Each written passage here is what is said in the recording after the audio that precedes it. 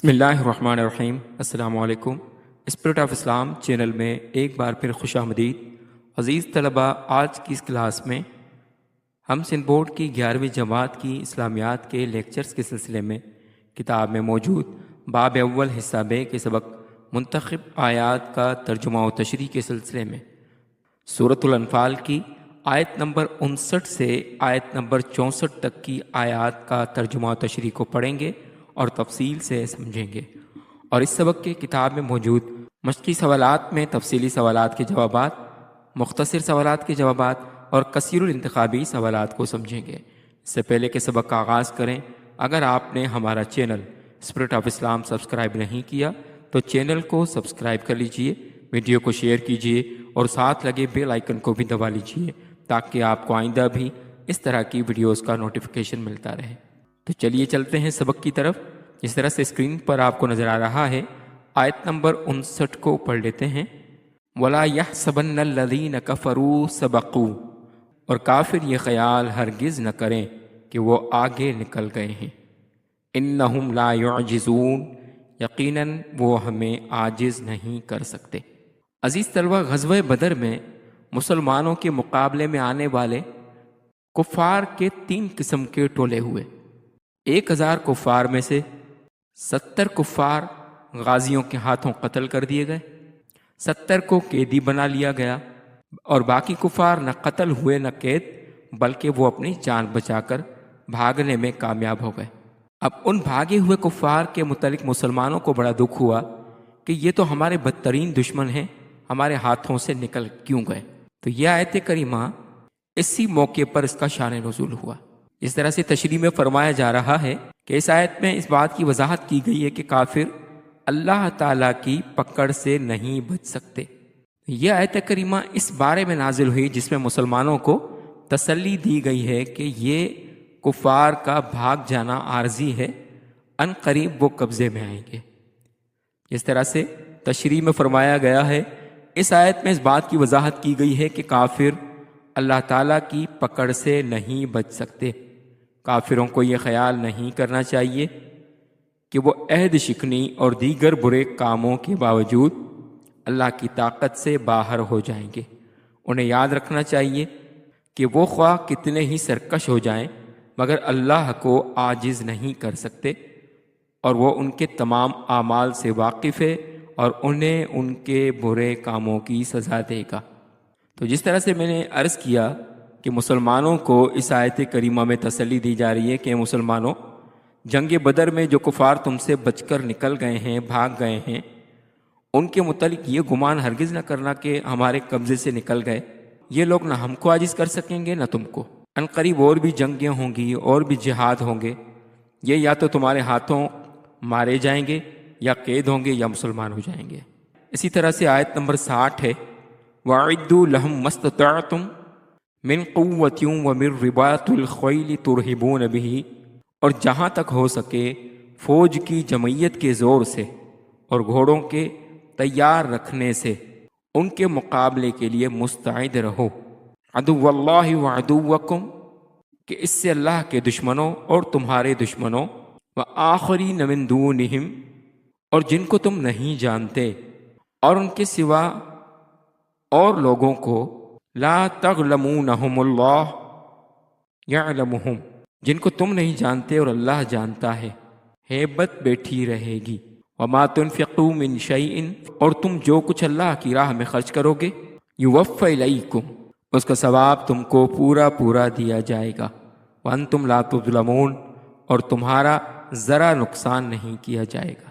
اس کی تشریح میں فرمایا گیا ہے کہ اس آیت میں جہاد کی تیاری کے لیے مستقل طور پر ساز و سامان تیار رکھنے کا حکم بیان کیا گیا ہے۔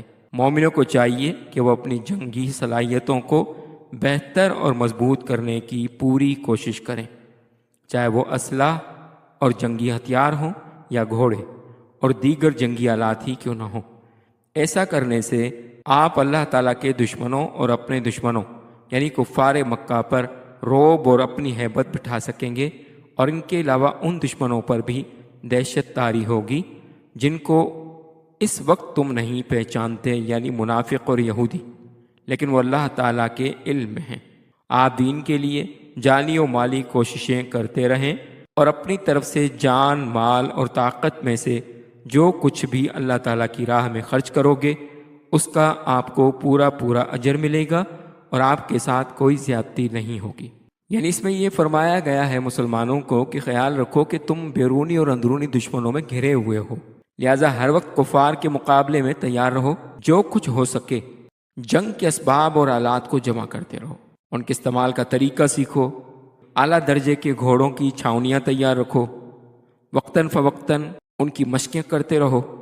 اس کا فائدہ یہ ہوگا کہ اس سے تمہارے کھلے دشمنوں کفار مکہ وغیرہ کے دلوں میں تمہارا رعب قائم ہوگا، اور تمہارے چھپے دشمنوں کے دلوں میں بھی، جیسے مدینہ منورہ کے یہود و منافقین وغیرہ جن کی دشمنی تم کو خبر نہیں، انہیں اللہ تعالیٰ ہی جانتا ہے۔ یہ خیال رکھو کہ تم لوگ جو کچھ بھی راہ خدا میں جہاد وغیرہ میں خرچ کرو گے تم کو اس کا عوض پورا دیا جائے گا، اس کا ثواب پورا دیا جائے گا، کچھ کمی نہیں کی جائے گی۔ تو ایسے نفع بخش سودے میں سستی نہ کرو۔ عزیز طلبہ، اسی طرح سے اگلی آیت کریمہ کو پڑھ لیتے ہیں۔ وَإِن جَنَحُوا لِلسَّلْمِ فَاجْنَحْ لَهَا، اور اگر یہ لوگ صلح کی طرف مائل ہوں تو تم بھی اس کی طرف مائل ہو جاؤ۔ وَتَوَكَّلْ عَلَى اللَّهِ، اور اللہ پر بھروسہ رکھو۔ إِنَّهُ هُوَ السَّمِيعُ الْعَلِيمُ، کچھ شک نہیں کہ وہ سب کچھ سنتا جانتا ہے۔ اس آیت میں کافروں سے صلح کی اجازت بیان کی گئی ہے۔ اگر کافر یا یہودی اگر اپنا جنگی رویہ ترک کر کے صلح کرنا چاہتے ہیں تو آپ صلح کرنے کے لیے اللہ تعالیٰ پر بھروسہ کر کے اور ان کے ہر معاہدے کو قبول کریں، بے شک وہ سب کچھ سننے والا اور جاننے والا ہے۔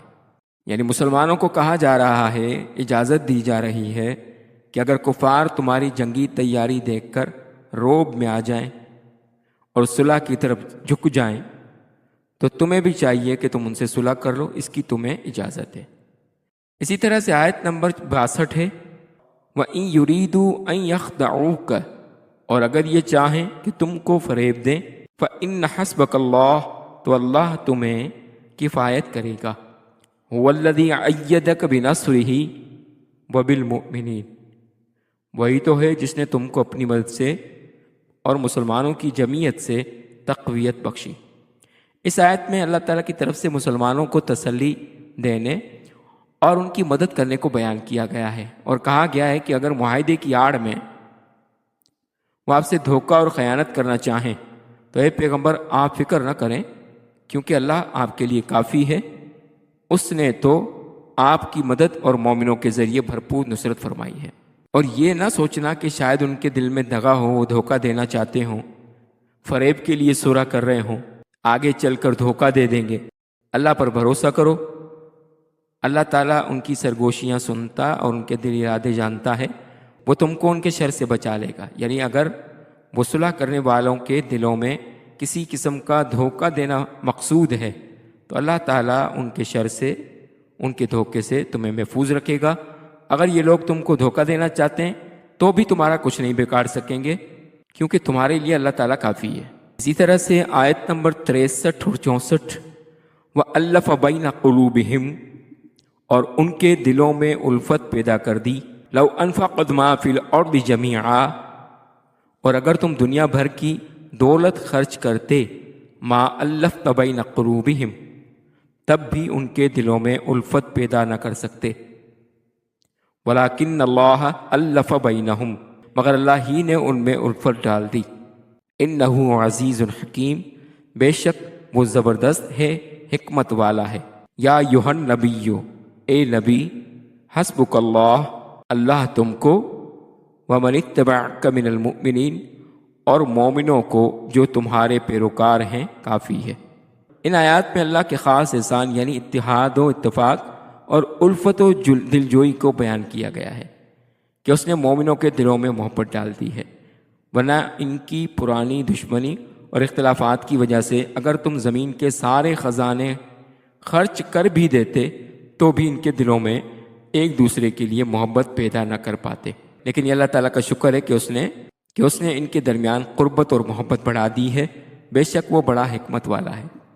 یعنی اسلام میں داخل ہونے سے پہلے جب لوگ کفر میں تھے تو ذرا ذرا سی بات پر ان کی تلواریں نکل جاتی اور کئی کئی سالوں تک قتل و غارت گری چلتی رہتی، قبیلوں کی آپس میں جنگیں رہتی، ایک دوسروں سے دشمنی رہتی۔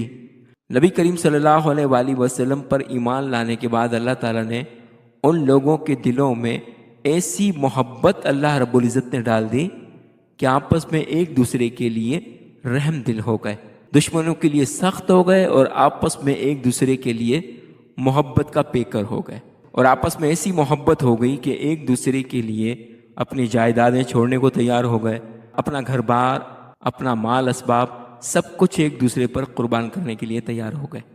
اور یہ ساری محبت اللہ رب العزت نے ان کے دلوں میں ایسی ڈالی کہ وہ پچھلی ساری دشمنیاں اسلام کی خاطر بھلا کر ایک نبی کے کلمہ گو ہو گئے، اور ایک دوسرے پر جس طرح سے قرآن مجید میں فرمایا گیا کہ اشداء علی الکفار رحماء بینہم، کہ یہ مومن کافروں کے لیے سخت ترین ہیں اور آپس میں ایک دوسرے کے لیے رحم دل ہیں۔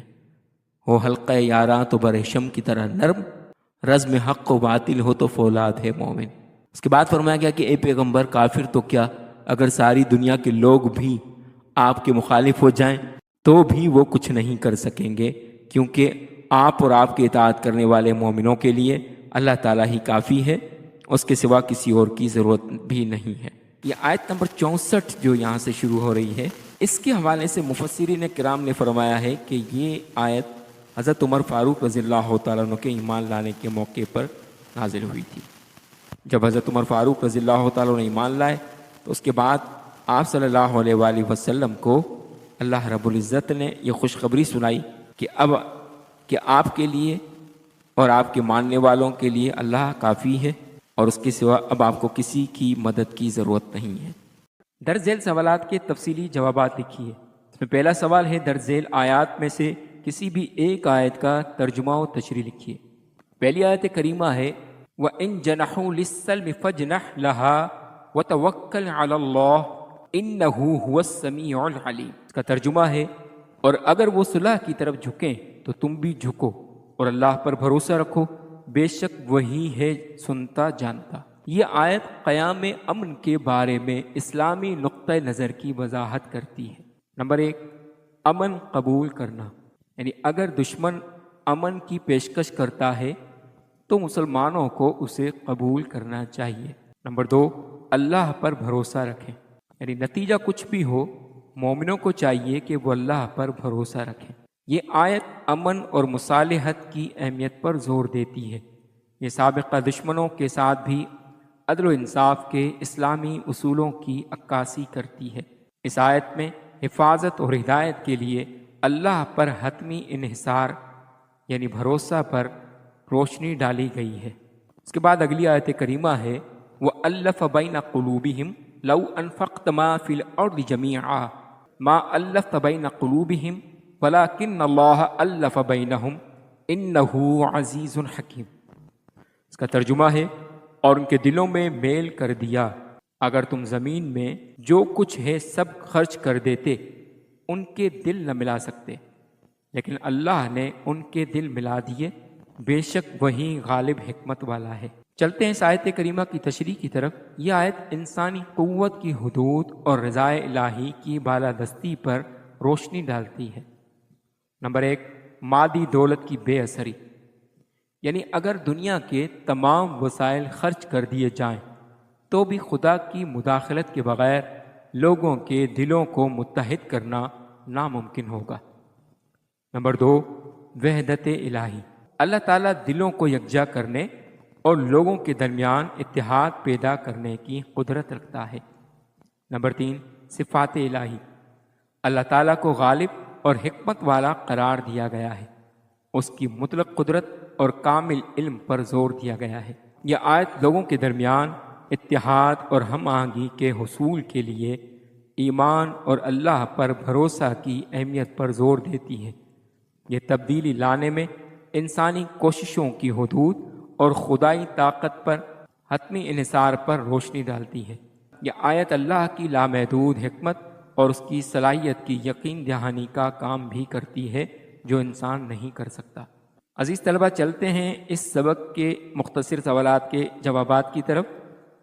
سوال درج ذیل سوالات کے مختصر جوابات لکھیے، جس میں پہلا سوال ہے موجودہ دور میں جنگ کے لیے کس ساز و سامان کی ضرورت ہے؟ اس کا جواب ہے پرانے دور میں تیر اندازی اور گھوڑے کے ذریعے جنگ کی تیاری کا حکم تھا، لیکن اب تیر اندازی اور گھوڑوں کی جنگی اہمیت و افادیت و ضرورت باقی نہیں رہی، اس لیے وَأَعِدُّوا لَهُم مَّا اسْتَطَعْتُم کے تحت آج کل کے جنگی ہتھیاروں مثلا میزائل، ٹینک، بم اور جنگی جہاز اور بحری جنگ کے لیے آبدوزیں وغیرہ کی تیاری ضروری ہے۔ اس کے بعد اگلا سوال ہے اگر کفار صلح کے لیے آمادہ ہوں تو اس کے لیے مسلمانوں کو کیا حکم ہے؟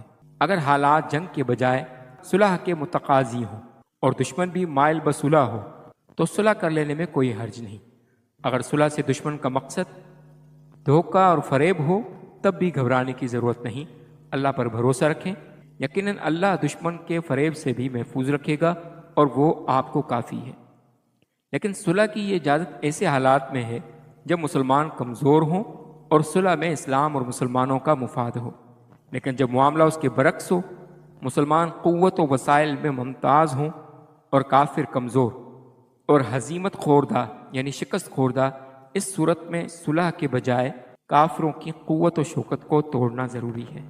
اس کے بعد تیسرا سوال ہے لوگوں کے دلوں میں ایک دوسرے کے لیے محبت کا بڑا سبب کیا ہے؟ اس کا جواب ہے اللہ تعالیٰ نے مومنوں پر یہ احسان فرمایا کہ ان کے درمیان پہلے جو عداوت تھی یعنی دشمنی یا مخالفت تھی اس سے محبت و الفت میں تبدیل فرما دیا۔ پہلے وہ ایک دوسرے کے خون کے پیاسے تھے اور اب ایک دوسرے کے جان نثار بن گئے۔ پہلے ایک دوسرے کے دلی دشمن تھے، اب آپس میں رحیم و شفیق ہو گئے، یعنی رحم کرنے والے اور شفقت فرمانے والے۔ اس محبت کی سب سے بڑی وجہ اسلام اور اسلامی اخوت ہے۔ عزیز طلبہ، اس کے بعد چلتے ہیں کتاب میں موجود کثیر الانتخابی سوالات کی طرف۔ سوال ہے درست جواب کے سامنے ٹک کا نشان لگائیے۔ پہلا سوال ہے مسلمانوں کو جنگی ہتھیاروں کی تیاری کرنی چاہیے؟ آپشن الف کم، آپشن بے زیادہ، آپشن جیم درمیانی، آپشن دال جتنی ہو سکے۔ اس کا درست جواب ہے آپشن دال جتنی ہو سکے۔ اس کے بعد سوال ہے اللہ تعالیٰ کی راہ میں خرچ کیا ہوا پورا واپس ملے گا؟ آپشن الف مال و دولت، آپشن بے سونا، آپشن جیم ہر چیز، آپشن دال وقت۔ اس کا درست جواب ہے آپشن جیم ہر چیز۔ اس کے بعد اگلا سوال ہے نبی کریم صلی اللہ علیہ وآلہ وسلم اور مومنوں کے لیے کافی ہے؟ آپشن الف اللہ تعالیٰ، آپشن بے کتاب اللہ، آپشن جیم سنت، آپشن دال اسوہ حسنہ۔ اس کا درست جواب ہے آپشن الف اللہ تعالیٰ۔ عزیز طلبہ، امید ہے کہ آپ کو آج کا لیکچر پسند آیا ہوگا۔ اگر آپ کو لیکچر پسند آیا تو چینل کو سبسکرائب کر لیجئے اور بیل آئیکن کو بھی دبا لیجئے تاکہ آپ کو آئندہ بھی اس طرح کے مزید لیکچرز ملتے رہیں۔ ملتے ہیں اگلے لیکچر میں، تب تک والسلام علیکم ورحمۃ اللہ وبرکاتہ۔